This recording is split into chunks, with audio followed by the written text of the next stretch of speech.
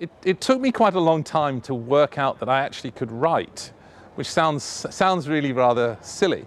But really, it's only really from about 2008 onwards that I realized that I could write things perhaps that ordinary people could understand. My view is that economics should be easy to explain to people. So I've tried to do that, and I've also learned that I actually can write pretty quickly. So writing 1,000 words every week is very, you get yourself into a nice routine, but trying to search for an idea and write it is something that's quite good. So I don't really know the answer to it, but it's not something I realized I could do until about 5 years ago. And now I just do it all the time, and it's great fun.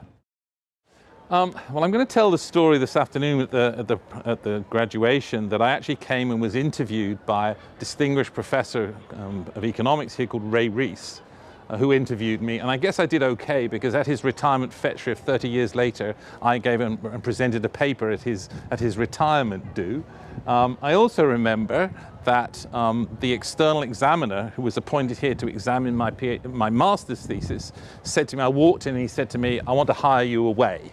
So I got to go to the University of London because you hired my PhD supervisor to be the external examiner. But obviously it set me on the way, and I'm going to say again today, I'm a person known for being able to read the data. And the place that started to teach me to read the data was here in a building just up that way.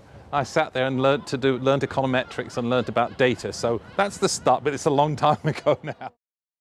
Well, it's great to be back. I mean, I actually came here as a schoolboy in 1966, and I pointed that way to a building that I learned to examine data, and I went to school about 2 miles in that direction, so I can look behind me, and that's big influence on me. But yeah, I came to Canton High School for boys in 1966 before you folks were all born, and it's nice to come back.